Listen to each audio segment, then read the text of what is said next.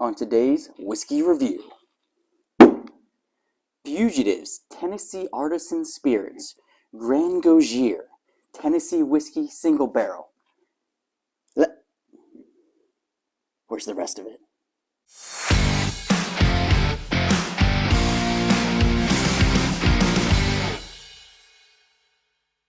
Hey everybody, my name is Justin and welcome back to Whiskey Tears, where we are going to do another whiskey review episode. If you guys have not seen these videos before, we rank it on a standard tier system and you will see all the ones that we have done up to date so far.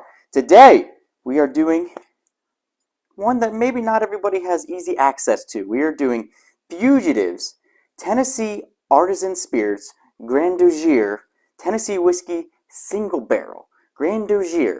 I had to look up on YouTube how to say it, and Google tells me it is named after someone who was mythical but liked the final things in life. And that may be completely wrong, but that's what I'm going with. Let's get into this bottle, see what we got today. This bottle is obviously a tiny bottle, which is always sad. 375 milliliters. It comes in at 47% alcohol, which makes it 94 proof.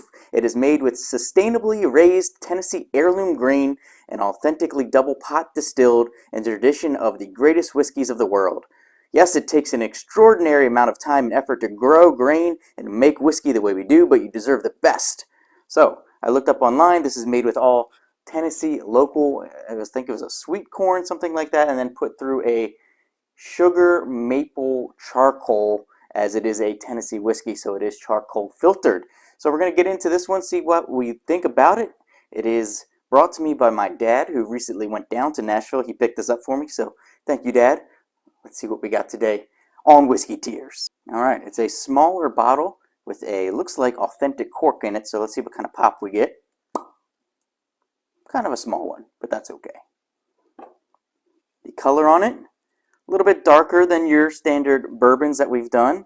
Nice deep amber with that little hint of orange. Get a nice generous pour here. And we're going to do some swirling.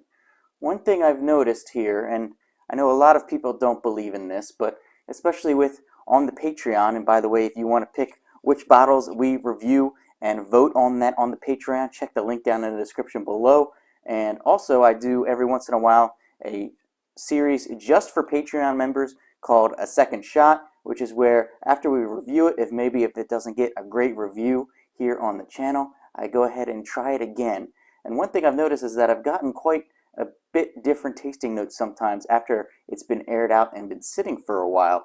And a lot of people don't believe in that. Honestly, I really didn't believe in it at first either, but I'm starting to become a believer. So let me know what you guys think down in the comments. Does it matter if you air it out after it's been in a bottle for a while or not? Let me know.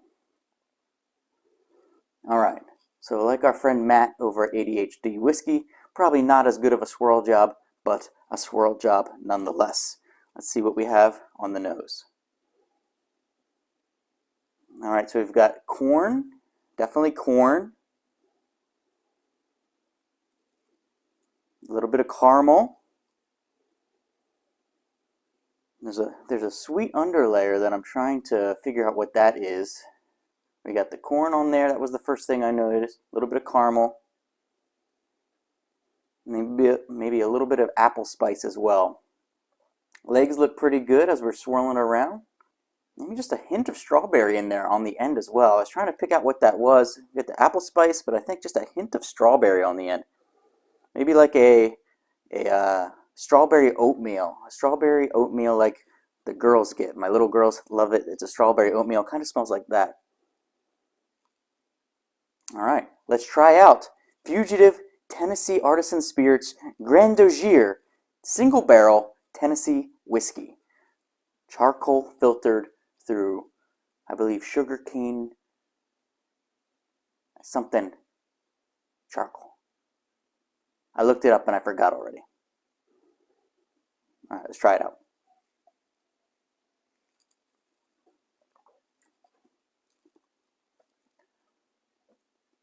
Okay, so first thing I noticed, it is only 94 proof, and that is very noticeable right off the bat. It is not heavy on the alcohol at all, on the ethanol, you definitely will not have a problem drinking this one if you don't like the higher proofs. It is very, very mellow and light on the alcohol taste.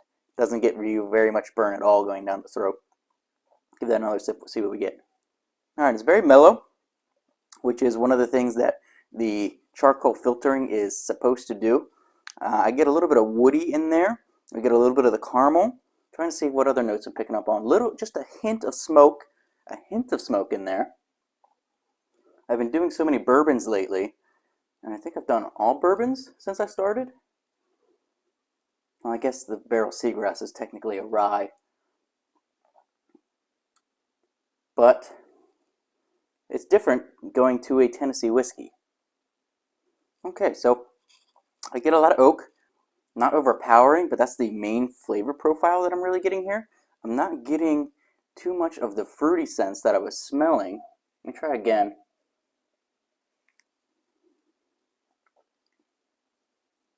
Just a hint of spice in there, but it comes and goes pretty quick on the back of the tongue. It's not anything pronounced at all, and then like I said, once it gets into the throat, it pretty much disappears and is gone. It doesn't hang on for too long. Yep, so corn, you get the corn, you get the wood, you get kind of, I know it's not wheat, but it's kind of like if you had a stick of wheat in your mouth and you're gnawing on that with some corn. It's kind of what I'm getting here. It's not bad at all. Not bad at all. I don't think I'm going to try this one with a dash of water because it's 94 proof and I'm not getting really much of the alcohol on it to begin with. So I don't think I'm going to do this one with a dash of water today like I normally do, but we will try it on the rocks after I give it one more go here on the neat palate. So yeah, I get the wood, I get the corn. That time I got a little bit more spice on the back end, and there was just a nip of sweet up front, like a cotton candy sweet up front, like you put a piece of cotton candy in your mouth, and then as soon as it hits your tongue, it melts away and turns into turns into wood. Very, very impressive cotton candy that can do that. All right, let's try it on ice. Let's try it on the rocks. All right, we'll pull a little bit over our ice ball here, just a little bit. Nice, beautiful round ice ball there. And we got a little bit bigger glass today finally, so we'll see if that makes any difference of not having it get overpowered too much. Okay, so it smells much sweeter with the ice. Getting a lot of apple with the ice added in there. It's like a strong, almost an apple juice smell that I'm getting with the ice added on it. Okay, so it's basically the same flavor profile, but different because it's colder, chilled, and mellowed out a little bit just with that tinge of water from the melting ice over top of it. It was already very mellow, very easy to drink. If you had someone who is not a big whiskey drinker, especially for the more high proof stuff, this might be a very good option for them. Very easy to drink.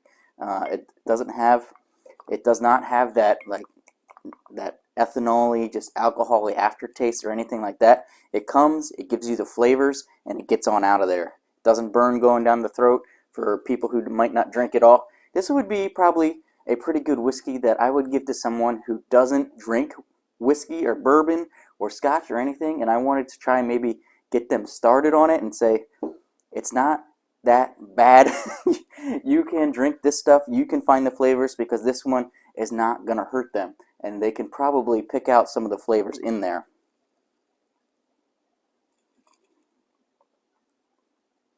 Yeah, so when it's on the ice, when you get the coolness on there, when you get a little bit of water, you get more of the sweetness flowing through in the beginning, and then it gets into that oaky wood on the finish with just that hint of smoke. Interestingly though, when you put it on the ice, it kind of gets rid of that little spice that it had on the end when it was neat. Let me do a side-to-side comparison. We'll do the ice, then we'll do the neat.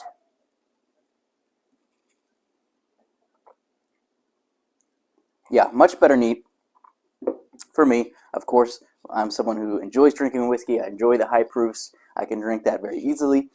Much better neat. You get a lot more of the caramel that I'm noticing now after drinking it on the ice and switching back to the neat. And then you still get all the other flavor profiles that I talked about. So, where is Fugitives Tennessee Artisan Spirits Grandgousier single barrel Tennessee whiskey going to go on our tier list. Well, you know, it's good. Like I said, I think this is a really good whiskey if you're trying to get somebody introduced to it and you don't want to overpower them with something that might be 120 or above proof, even though we know that a lot of times those are the better ones. But if you're trying to get somebody into whiskey, or you want something that's a nice, easy sipper, not going to give you any, hard times as you're going along throughout your sip, this is a pretty good option. On the tier list, though, I'm probably going to put it as a C, as that daily sipper, kind of in the average range. Not bad at all, but not blowing my mind. It's got pretty much the woody taste is overpowering, I think, a lot of it. If it had a little bit less of that and brought out a little bit more of the other flavors, some of that cotton candy up front, especially, I think it actually smells better than it tastes. Some of the smells I was getting on there, the strawberries, the apples, they don't quite come through on the palate. But it is a Tennessee whiskey, not a bourbon, so it does have that charcoal filtering that mellows it out, so that mellowing makes it really easy to drink. So that's it.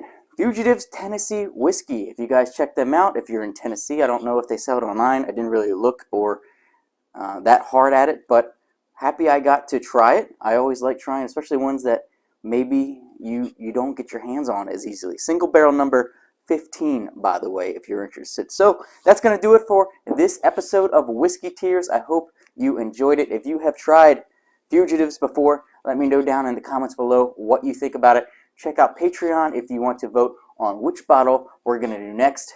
I'll see you later.